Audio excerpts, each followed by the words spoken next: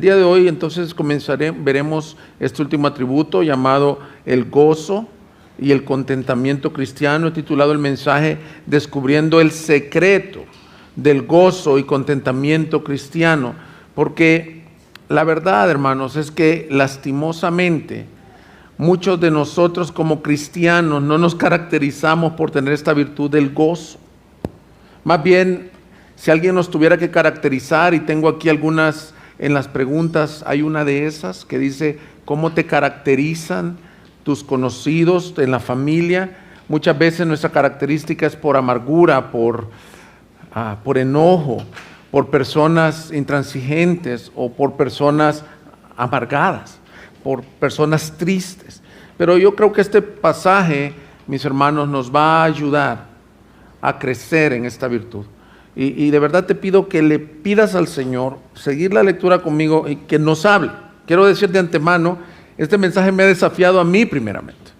Yo tengo por costumbre preparar toda la semana los mensajes de la palabra, pero particularmente el sábado estoy ahí en mi escritorio orando, Señor, háblame, haz realidad estas cosas en mi vida, y quiero ser una persona que refleje a Cristo con una vida de gozo y regocijo. Dice así la Escritura, Filipenses 4:4. Regocíjense en el Señor siempre. Otra vez lo diré, regocíjense. La bondad de ustedes sea conocida de todos los hombres. El Señor está cerca. Por nada estén afanosos. Antes bien, en todo, mediante oración y súplica con acción de gracias, sean dadas a conocer sus peticiones delante de Dios. Y la paz de Dios, que sobrepasa todo entendimiento, guardará sus corazones y sus mentes en Cristo Jesús. Por lo demás, hermanos, todo lo que es verdadero, todo lo digno y todo lo justo, todo lo puro, todo lo amable, todo lo honorable, si hay alguna virtud o algo que merece elogio, en esto mediten. Lo que también han aprendido y recibido y oído y visto en mí, esto practiquen, y el Dios de paz estará con ustedes. Me alegré grandemente en el Señor de que ya al fin han reavivado su cuidado para conmigo. En verdad antes se preocupaban, pero les faltaba la oportunidad. No que hable porque tenga escasez, pues he aprendido a contentarme, cualquiera que sea mi situación. Sé vivir en pobreza y sé vivir en prosperidad. En todo y por todo he aprendido el secreto, tanto de estar saciado como de tener hambre, de tener abundancia como de sufrir necesidad. Todo lo puedo en Cristo, que me fortalece. Al leer esto, mis hermanos, vemos 3 mandatos claros del apóstol Pablo a la iglesia, 3 mandamientos, 3 llamados. El primero de ellos es a regocijarse en el Señor, siempre. Lo repite 2 veces en el versículo 4, y por cuanto, mis hermanos, la palabra regocijarse no es tan común en nuestro lenguaje. Yo le pregunté ayer a mis hijos qué entendían por regocijarse. No se usa tanto más que en los medios cristianos, pero la palabra se puede traducir gócense en el Señor, o permanezcan o tengan un gozo permanente en el Señor, siempre, no importa las circunstancias. Ese es el primer llamado que nos hace. El segundo llamado está en el siguiente versículo, versículo 5, cuando nos dice que nuestra bondad o gentileza, como dice la Reina Valera, sea vista por todos los hombres, que sea muy evidente tu gentileza, que sea muy evidente tu gozo delante del prójimo. Porque estas son virtudes, mis hermanos, que no solo deben de ser sentidas allá adentro y decir, sí, yo soy una persona muy gozosa, pero lo que están alrededor tuyo ven amargura, enojo, tristeza, ansiedad, y no eres gozoso, sino que pueda ser vista por todos los hombres. Y el tercer mandamiento que nos hace es: por nada estén afanosos. Ahora, todos estos 3 llamados se resumen en la palabra que estamos aprendiendo: contentamiento cristiano. Una persona contenta en el Señor, entonces una persona con gozo, aún en cualquier circunstancia, una persona que su bondad es vista por todos y una persona que no se afana.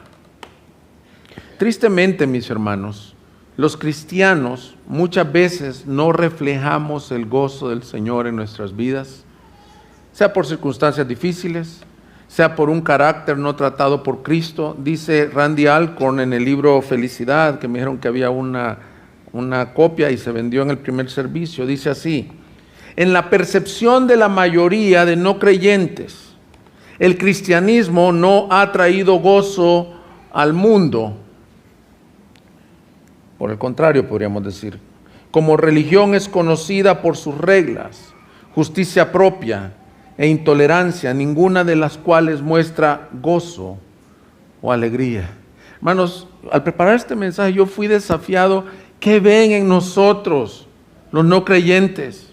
Muchos en realidad, como dice el hermano Randy Alcorn, ven una persona severa, una persona que no se pueden acercar a él, que les tiembla la boca para hablar con el cristiano por cuestiones de justicia propia, porque a veces la iglesia se ha creído más que los que están allá afuera, porque no hay gozo, no hay risa, hay amargura, hay severidad, hay reglas.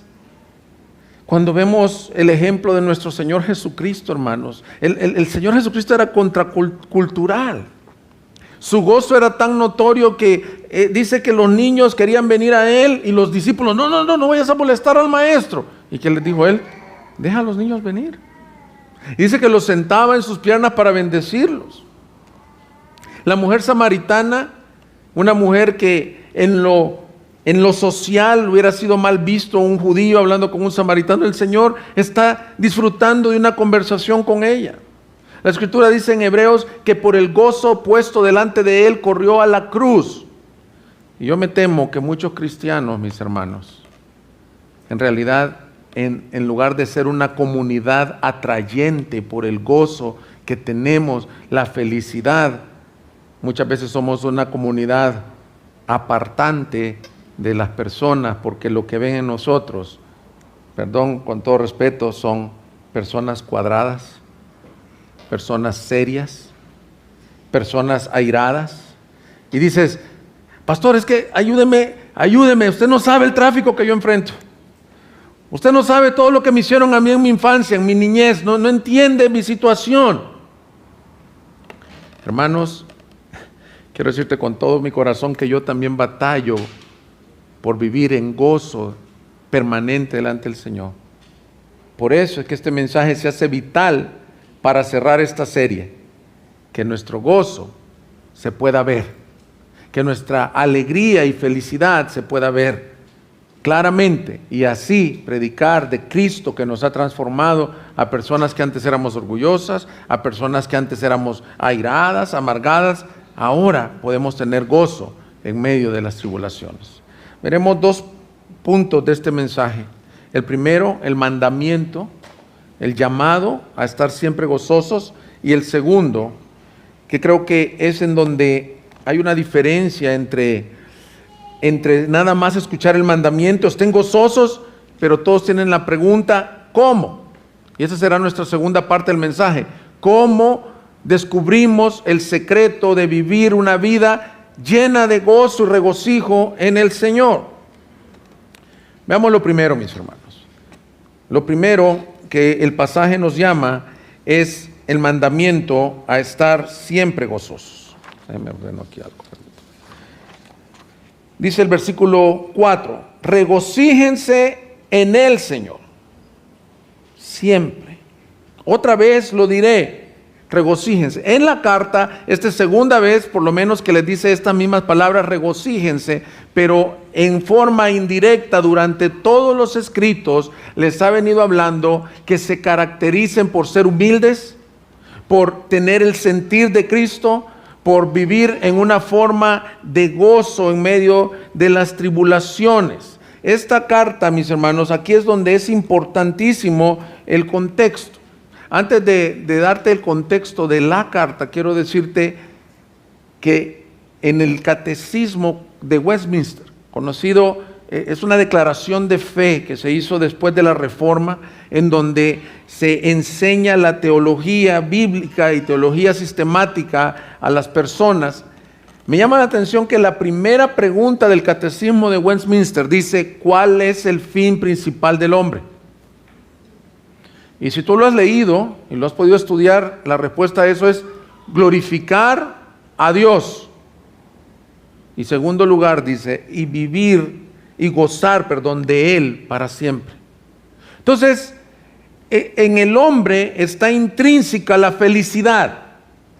Dios te diseñó para ser feliz, verdaderamente feliz, no ansioso, no amargado, no triste, no enojado.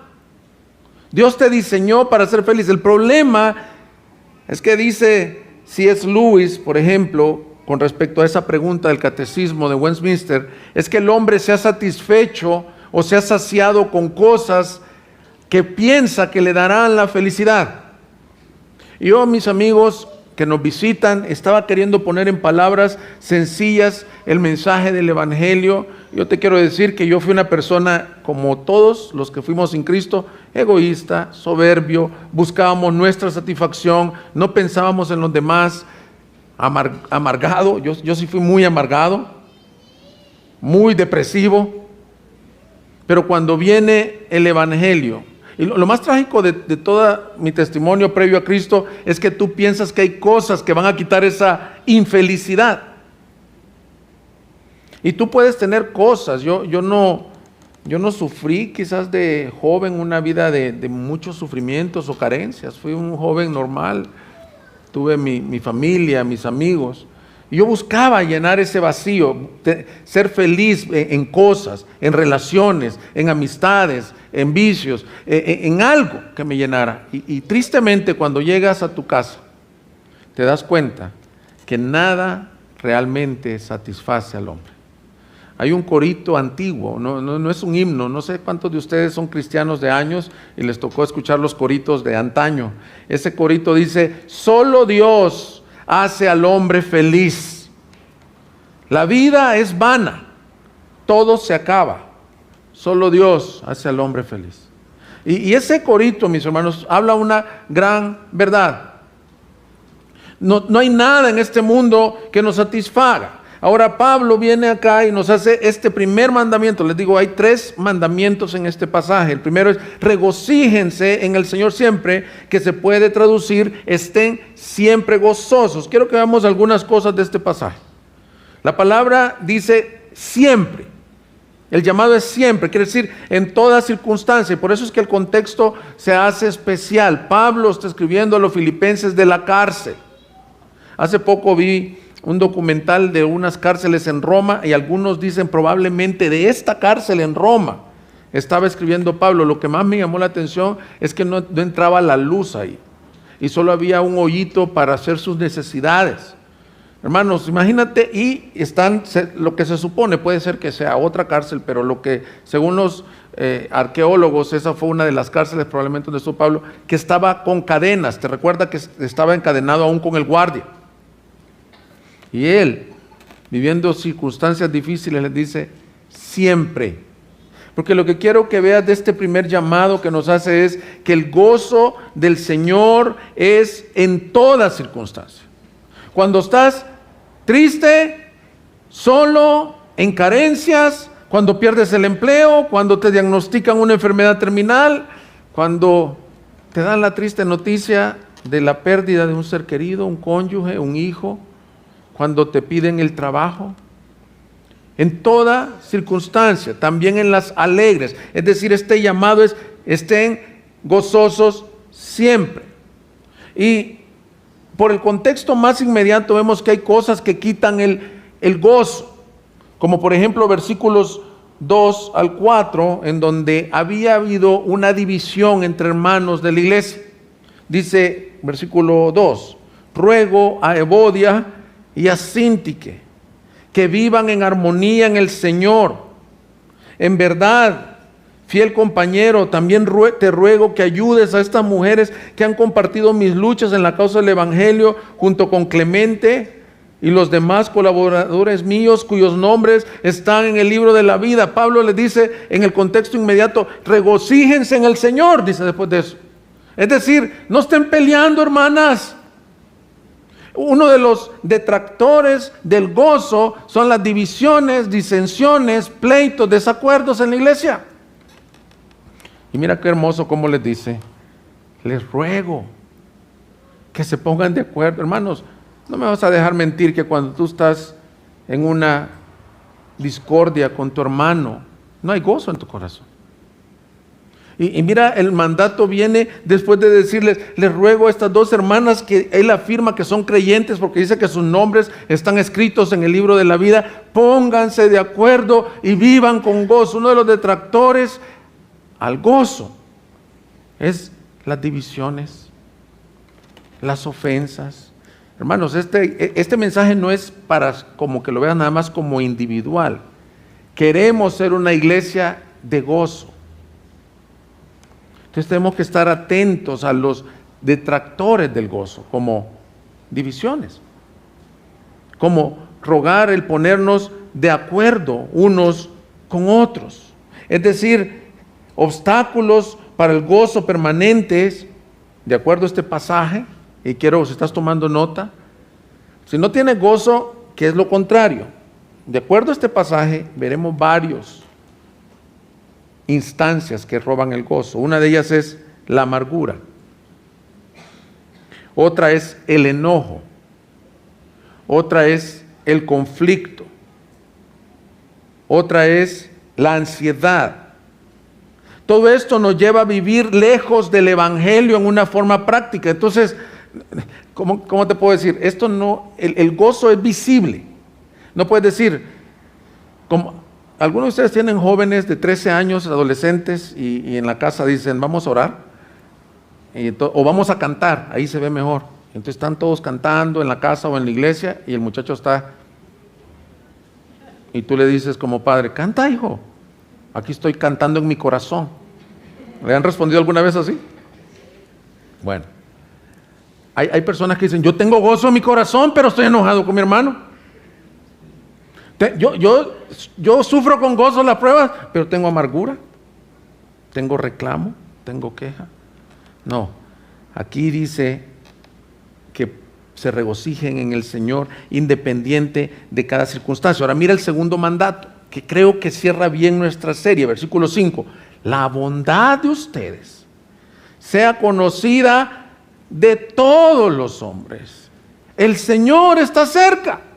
Les dice, entonces no se quede solo como en aspiración estas virtudes que hemos visto durante 13 semanas, hermanos, sino que la bondad, o en la Reina Valera, si la tienes, dice, la gentileza de ustedes sea conocida, y básicamente es una palabra, según los comentaristas, difícil de traducir, es la palabra epieikes, que quiere decir una gentileza en la cual la persona se desinteresa de sus propios intereses por servir a los demás. Que esa gentileza, esa bondad poniendo a los demás primero. Yo creo que el contexto de Filipenses, aunque algunos dicen, ¿de qué se trata Filipenses? Es la carta del gozo.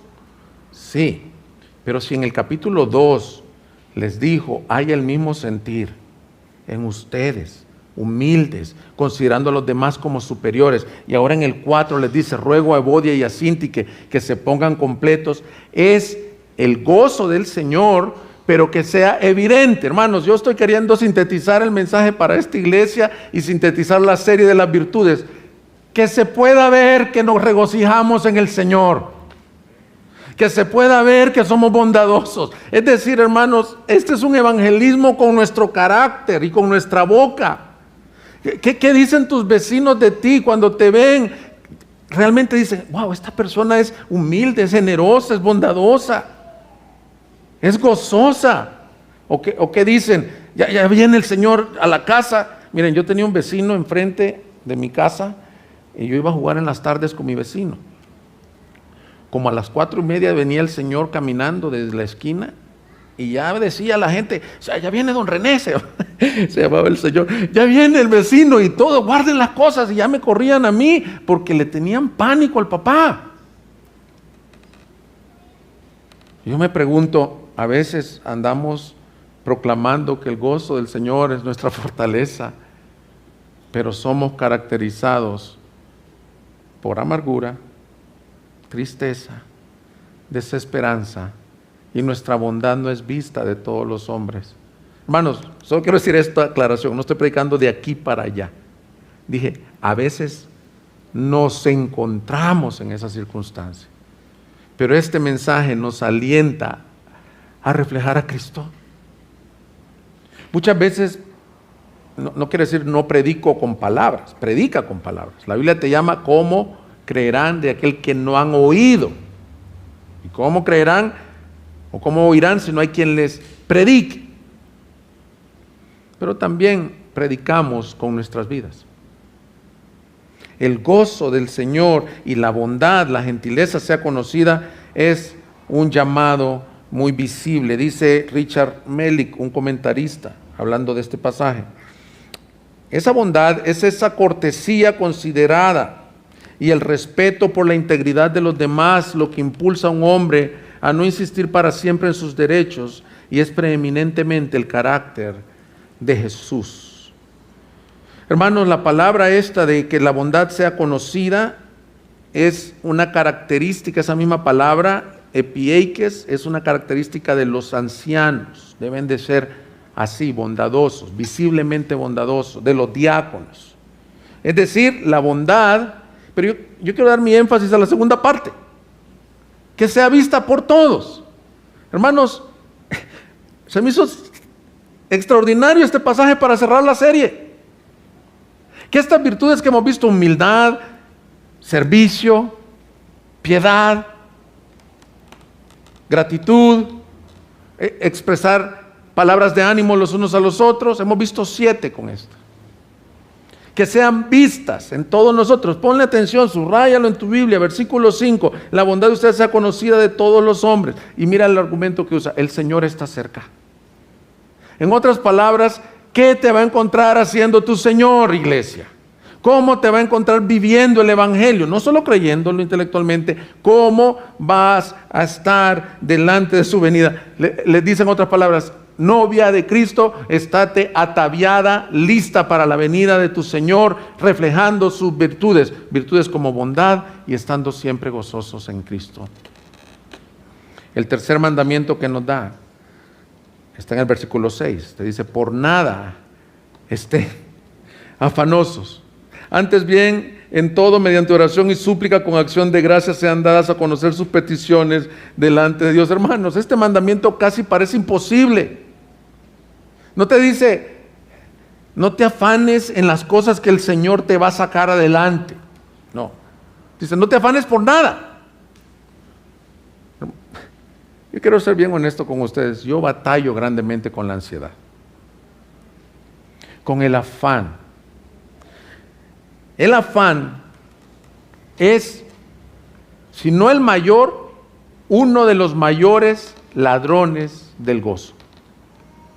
La ansiedad, la desesperación. Mira, la ansiedad viene relacionada con el temor. Voy a decir algunas cosas que di en una predicación hace aproximadamente unos 8 meses en la serie de los miércoles que titulamos ¿Cómo vencer la ansiedad? Como consecuencia de la caída, el hombre experimenta temor por naturaleza.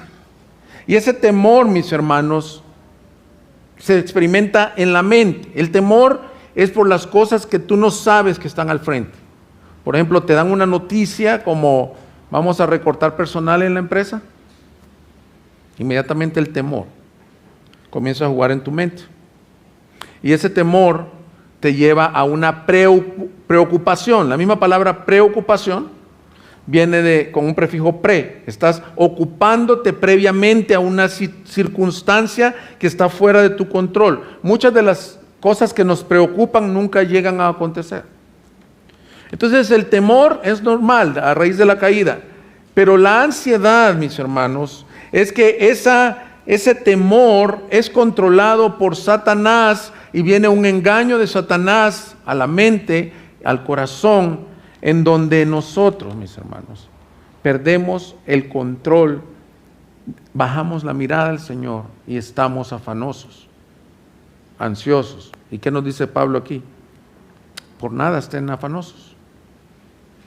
La ansiedad, hermanos, es cuando hemos perdido de vista a Dios en las circunstancias. Fíjate, la palabra circunstancia tiene que ver con un círculo. Circunstancias es el círculo a donde estás en ese momento. Las circunstancias tú no las puedes controlar. Las circunstancias son diferentes para cada quien y, hermanos, la vida es dura. Las circunstancias son difíciles. La ansiedad es comenzar a ver ese círculo o esas circunstancias y perder de vista a Jesús. Es como cuando los discípulos están en la barca, están viendo la tormenta y no están viendo al Rey del universo, a Jesús. Tú dices, estos discípulos faltos de fe, pero somos igualitos, hermano. A mí me dan una noticia, inmediatamente comienzo a perder la paz.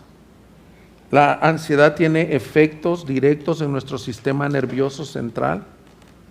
Para algunos se manifestará en pérdida de apetito o anorexia, para otros se manifestará en insomnio, para otros en colitis, gastritis emocional y para otros en muchas otras enfermedades psicosomáticas, ataques de pánico, hasta probablemente ataques cardíacos. La palabra dice, en el día que temo, yo en ti confío. Por lo tanto, con respecto al tema que estamos viendo y la virtud que estamos viendo, que es el gozo del Señor en toda circunstancia, creo que si tú estás ansioso, realmente no hay gozo en tu vida.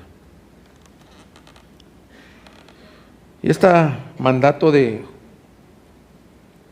Pablo es el mismo que el Señor Jesús dio en Mateo 6:34. Dice, por tanto, no se preocupen por el día de mañana, porque el día de mañana se cuidará de sí mismo. Bástele a cada día sus propios problemas. Hermanos, yo sé que se oye fácil, pero en la realidad estamos preocupados. Entonces, hermanos, hemos visto 3 mandatos que Pablo nos da para vivir gozándonos o tener ese gozo permanente para el que fuiste diseñado. Regocíjate en el Señor siempre, que tu bondad sea vista, es decir, deja toda amargura, deja toda división, deja todo conflicto. Y por último te dice, no estés afanoso o afanado o ansioso por nada. Entonces, hasta aquí, mis hermanos, este es el punto 1 que hemos visto.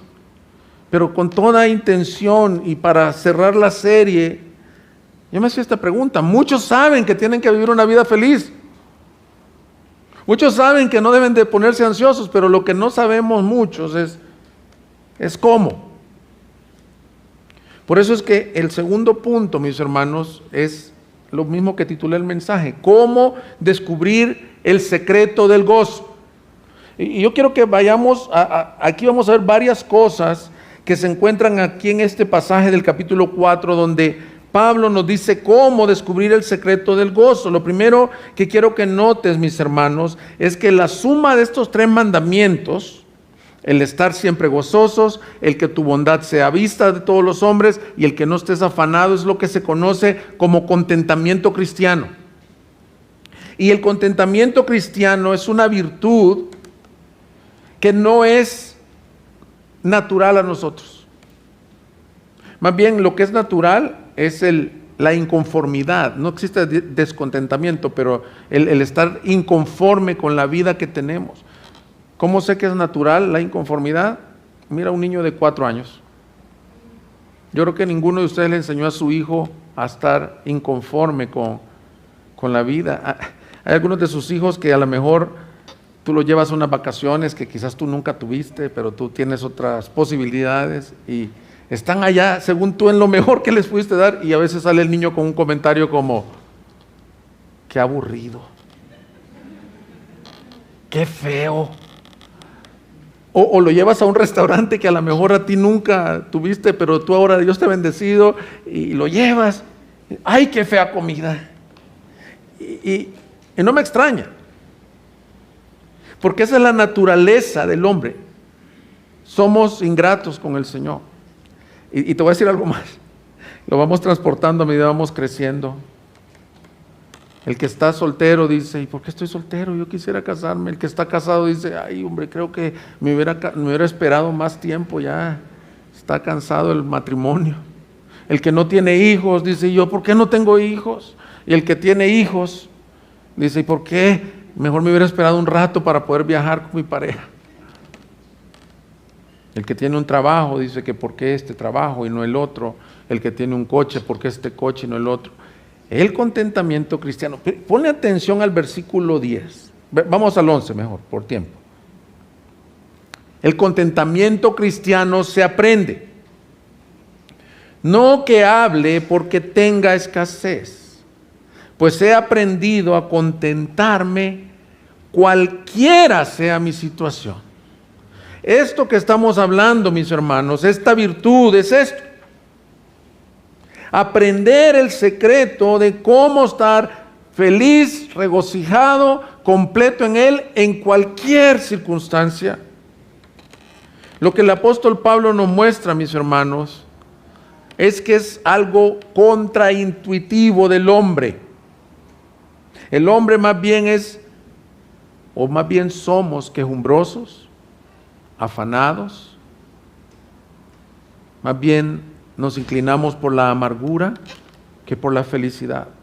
En el contexto que Pablo escribe a los filipenses, lo dije el sermón anterior, había una corriente filosófica conocida como los epicúreos, que ellos buscaban el placer en todo lo que hacían. Quiero tener gozo, quiero tener placer. Pero había otra corriente que eran los estoicos, que ellos buscaban este contentamiento del ser. Los estoicos decían, ¿y cómo puedo estar contento con lo que tengo? Sea mucho, sea poco. Y Pablo, en ese contexto, le dice a los filipenses, yo he descubierto el secreto. Entonces, hermanos, yo quiero decirte que el Señor nos puede mostrar por su palabra cómo podemos crecer en ser una vida feliz. Así que veré algunas cosas muy prácticas de este pasaje que se desprenden del capítulo 4. Número 1, si estás tomando nota, cómo descubrir el contentamiento cristiano o el gozo en el Señor permanente. El primero es bien obvio. Gozaos en el Señor, regocíjense en el Señor. Tú dirás, si eres muy estudioso, cuando lo leí no dije nada de eso, y no es porque no sea muy obvio que el regocijo es en el Señor, sino que lo dejé para después. El regocijo cristiano es en el Señor. Ahora, aquí surge una pregunta al texto. ¿Qué significa en el Señor? Específicamente, ¿qué significa la preposición en? Y hoy no hablé con Andrés, pero les voy a decir qué es lo que yo pienso.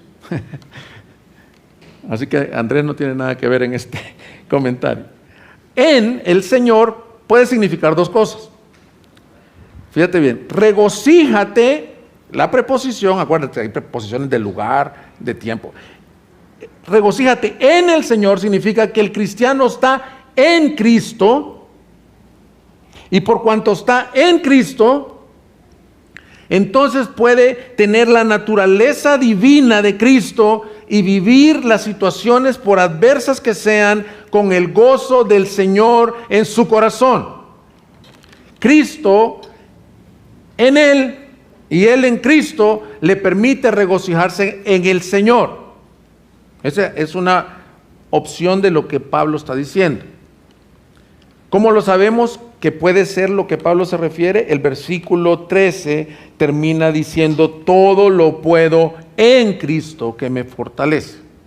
La otra opción que signifique regocíjate en el Señor es que ese en significa el objeto de tu gozo no son las circunstancias, sino es el Señor mismo.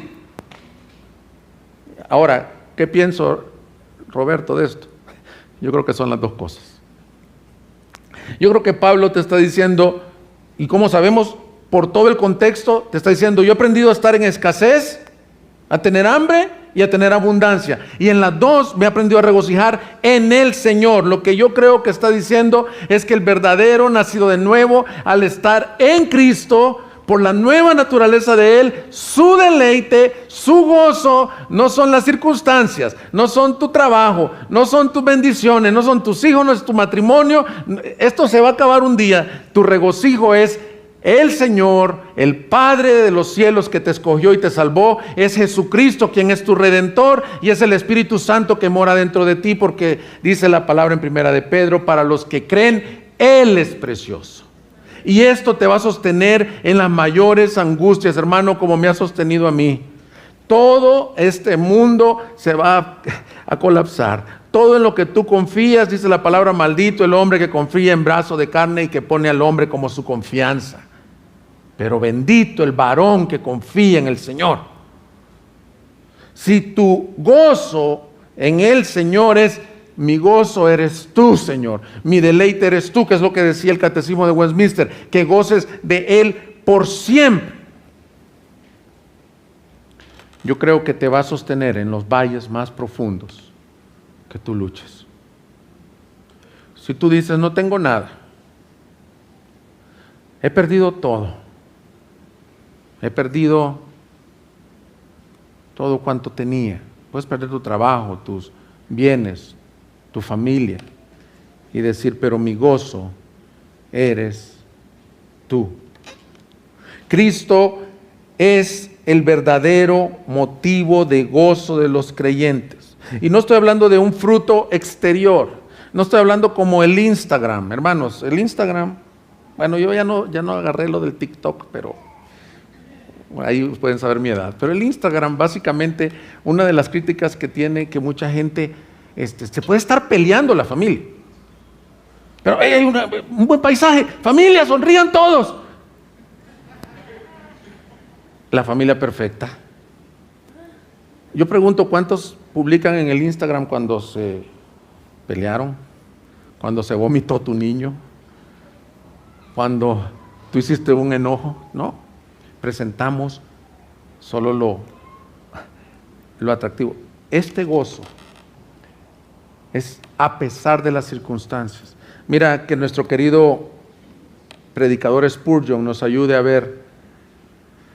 Si se fijan, yo cito mucho al predicador Spurgeon, es uno de mis predicadores favoritos. Él vivió en los años 1800 y él hace un comentario sobre Filipenses 4:4. Dice así: por otro lado, también creo que el apóstol se está refiriendo a que Dios debe de ser el gran motivo de su gozo. Regocijaos en el Señor. Regocijémonos en el Padre, nuestro Padre que está en los cielos, nuestro amoroso y tierno e inmutable Dios. Regocijémonos también en el Hijo, nuestro Redentor, nuestro hermano, el esposo de nuestra alma, nuestro profeta, sacerdote y rey. Regocijémonos también en el Espíritu Santo, nuestro Consolador, en aquel que permanecerá con nosotros para siempre. A veces, hermanos y hermanas, no podrán regocijarse en cualquier otra cosa sino en el Señor. Entonces, regocíjense en Él plenamente. No se regocijen en su prosperidad temporal, porque las riquezas sacan sus alas y vuelan. No se regocijen en sus grandes éxitos, sino en la obra de Dios. Si el Señor es su gozo nunca se acabará. Todas las cosas son temporales, pero Dios es eterno. Haga de Él su gozo, toda su alegría, y deje que esa alegría absorba todos sus pensamientos. Bautícese en ese gozo, sumérjase en las profundidades de esa felicidad indescriptible del gozo en Dios. Amén. Eso queremos, hermanos. Todo va a pasar. Un día yo no voy a tener este ministerio. Un día probablemente no voy a tener a mi esposa, a mis hijos, perdón. Pero mi gozo debe de estar en el Señor, como citó el profeta, y dijo: aunque la higuera no florezca y aunque en las vides no haya fruto, con todo y todo, yo me gozaré en el Rey de mi salvación. Eso es la primera pista para que tú puedas vivir en un gozo permanente. Gózate en Él, en el Señor. Amén. Segundo, pensando lo correcto. El pasaje te dijo, no estéis por nada afanosos. Ahora, el afán y la ansiedad es una batalla que se pierde en la mente. Desde la caída, Satanás ha tenido ese lugar en donde te mete pensamientos. Y mira Pablo lo que te dice, versículo 8. Por lo demás, hermanos, todo lo que es verdadero, todo lo digno, todo lo justo, todo lo puro, todo lo amable, todo lo honorable, si hay alguna virtud o algo que merece elogio, en esto mediten. El gozo se pierde en la mente. ¿Cómo? Un ejemplo.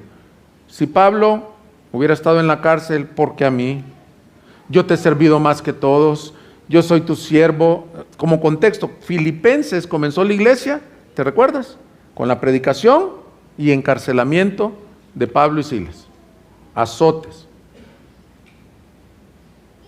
Pero él no está ahí diciéndoles, él les dice en el versículo 9, aprendan de mí, que he aprendido este secreto. Estén gozosos en el Señor, pero una forma práctica, hermanos, y mi intención es que este mensaje sea muy práctico, es que cuando te vengan detractores del gozo, ¿como cuáles? Amargura, contienda, tristeza, ansiedad, que está en nuestro contexto, te dice Pablo, deja de pensar en eso. No le des entrada a esos pensamientos, sino que controla tu mente y sométela al reinado de Cristo. Hace creo que un año les comenté que leí el libro, o como 8 meses también, el libro del pastor Miguel Núñez, Hasta que ruja el león. Es un libro sobre la batalla espiritual. Y ese libro, mis hermanos, La guerra espiritual, dice básicamente que la guerra espiritual se pierde en nuestra mente. Y con respecto a este tema del gozo, hermano, muchas veces la tristeza que sientes, la depresión que tienes, la ansiedad que tienes, está aquí. Pero dice 2 de Corintios 10, 2 de Corintios 10, 3. Pues aunque andamos en la carne, no luchamos según la carne. Porque las armas de nuestra contienda no son carnales, sino poderosas en Dios para la destrucción de fortalezas, destruyendo especulaciones y todo razonamiento altivo que se levanta contra el conocimiento de Dios, y poniendo todo pensamiento en cautiverio a la obediencia de Cristo. ¿Qué dice 2 de Corintios? Que hay pensamientos que se levantan como fortalezas. Y hay personas que se han creído mentiras. Por ejemplo, yo he caído en pecado y soy el peor de los pecadores, no me pueden recibir en una iglesia, no me puedo acercar a Cristo. Por ejemplo, hay personas que han caído en una mentira de quiénes son, de su identidad sexual, de su depresión, ha llegado a ser tan grande que no pueden ver con otra óptica. ¿Y qué te dice aquí? Esas fortalezas pueden ser derribadas por medio de someter la mente al poderoso Rey de Reyes. ¿Qué es lo que está diciendo Pablo? En esto pensad, en lo verdadero. Si tú piensas en un chisme, hermano, te vas a meter en broncas. Si tú piensas en una mentira, te vas a meter en broncas. Piensa en lo verdadero. Y quiero aplicar todavía más estrechamente este pasaje. ¿Qué es pensar en lo verdadero y en lo justo? Mira, lo que está aquí. Nadie que ha perdido el gozo, cuando viene a las Escrituras pidiendo ser lavado por la palabra, pidiendo, como dice Romanos 12:2, renovaos o transformaos por medio de la renovación de vuestra mente. Nadie que se acerca a la palabra, sus argumentos se caen, se derriban, son sometidos a Cristo. ¿Y sabes qué es lo glorioso? La palabra produce gozo. Nadie se levanta igual de un tiempo con la palabra, porque Dios habla hoy a través de su palabra, mis hermanos. Yo he estado en momentos de ansiedad, en momentos de frustración, de tristeza o de ira, y he venido creyendo estas verdades, trayendo todo pensamiento cautivo a su palabra, y le he dicho: Señor, háblame. Y ¿sabes qué? No me levanto igual de ese lugar. Te estoy queriendo transmitir cosas que me han bendecido en mi caminar cristiano para que tú vivas una vida de gozo en el Señor. Tercer lugar, para tener un gozo permanente, la vida de oración. Versículo 6 nos dijo, por nada estén afanosos. Y tú dices, ¿cómo? Está como en chino esto. A mí me dan una noticia y ya me empieza un poquito aquí a parpadear. ¿Alguno de ustedes se identifica conmigo? A mí, qué bueno fuera que se me quitara el hambre, hermano. Con todas las preocupaciones. A mí me da más hambre de ansiedad, creo yo. Se me quita el sueño. Estoy, ¡pum!, a las 3 de la mañana me levanto. Y pensando en el problema. Y tú dices, por nada esté afanoso. Si tengo muchos problemas en el trabajo, en la casa, con mis hijos, con mis padres, en fin, la vida cotidiana de las personas. Pero te dice, ¿cómo no? Más bien, aquí hay un lugar en lugar del afán, que tuvieras una vida de oración. Presenta tus peticiones a Dios. Ora, dobla tus rodillas. Lo que el Señor quiere muchas veces con las tribulaciones es que caigamos rendidos a sus pies, de rodillas ante el Rey, y le digamos, Señor, no puedo más.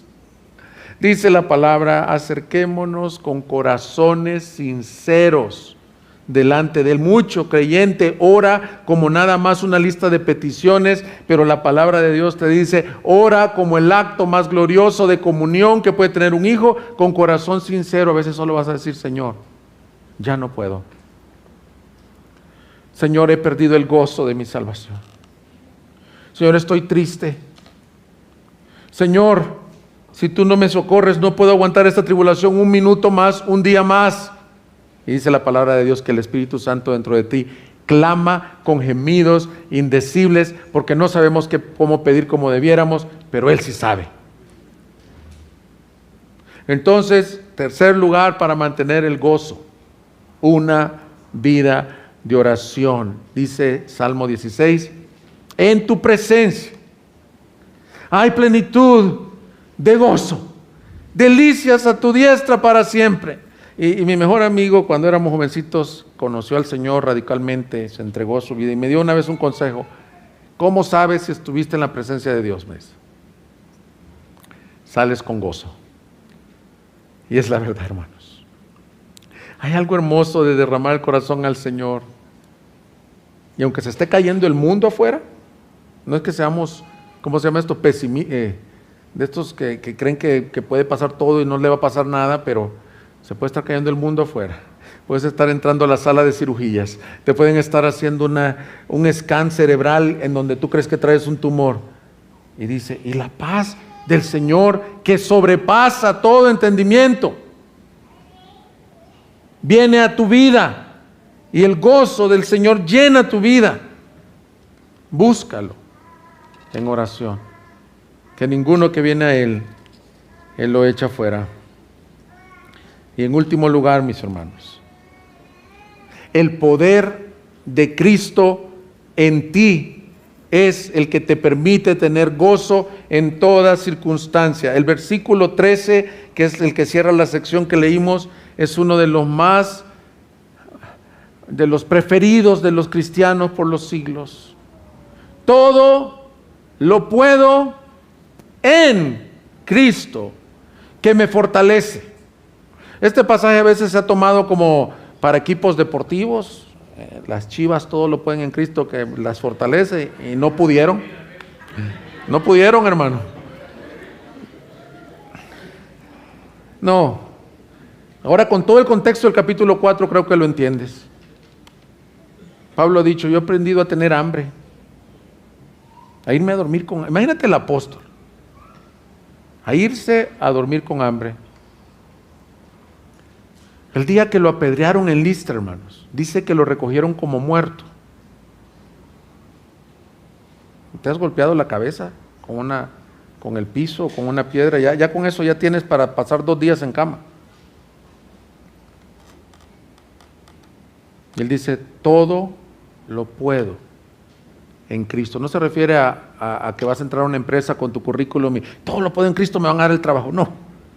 Lo que quiere decir ese pasaje es que aquel que está en Cristo, por la gracia de Dios, puede estar contento en cualquier circunstancia, y si las circunstancias son duras, encontrará a Cristo fortaleciéndolo a su lado y sacándolo victorioso de cualquier circunstancia. Y por eso el pueblo de Dios puede tener gozo en las tribulaciones. Porque Él es nuestro ejemplo, porque estamos en Él.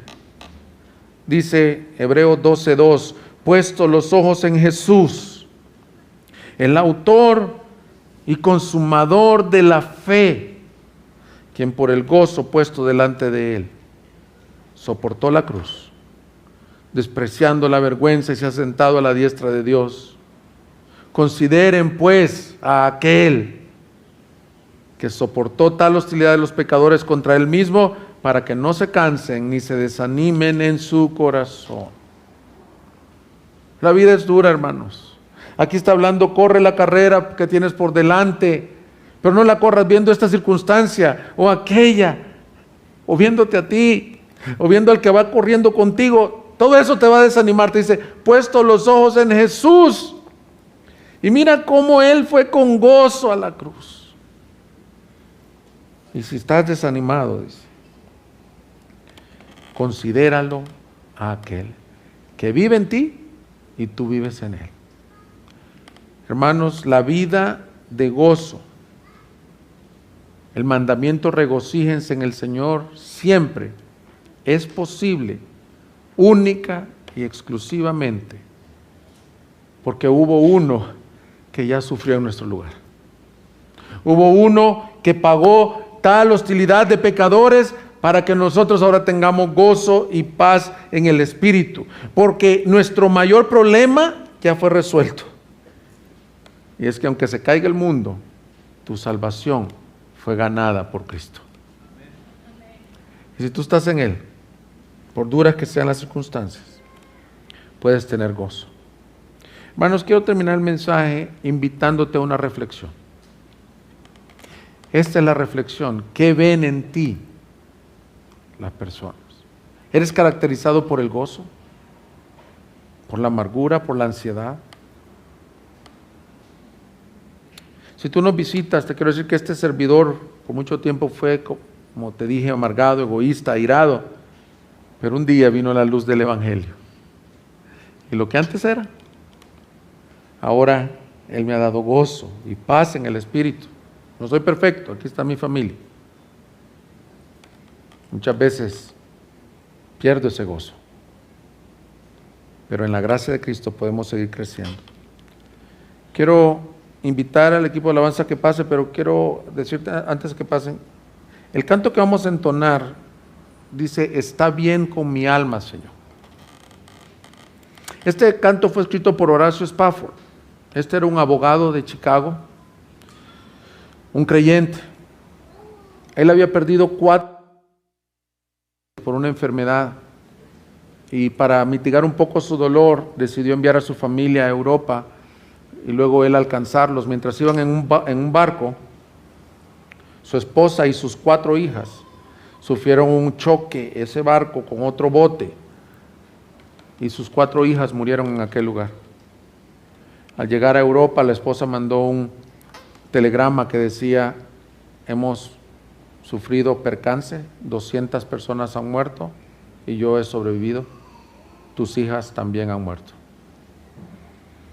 Este hombre se embarca a Europa, y cuando va camino sobre ese océano Atlántico y pasa por el lugar que más o menos indicaron del accidente, el Señor le inspira este canto, en donde dice, está bien con mi alma, Señor, cualquiera sea la circunstancia que tú me tengas. Estamos hablando de un hombre que había perdido 8 hijos. Pero creo que la clave está en una de las estrofas, cuando él dice, glorioso es pensar que mi ruin transgresión, no en parte, sino el total, mi Cristo pagó por completo en la cruz. El motivo del gozo de este hombre no es, yo soy un ascetista, pierdo mis hijos y no pasa nada, no sufro, no. No somos heroicos, somos de carne y hueso, mis hermanos. Pero el gozo de este hombre era pensar que su mayor problema había sido cubierto. Entonces vamos a ponernos de pie y vamos a orar. Señor, ¿qué me caracteriza a mí? Búsquenos en Facebook y YouTube como Iglesia Gracia Soberana Guadalajara y visita nuestra página de internet igsg.org.mx y disfruta de este y otros mensajes. Visítanos, estamos en Avenida San Luis Gonzaga, 5114, Zapopan, Jalisco, México. Estaremos felices de recibirte.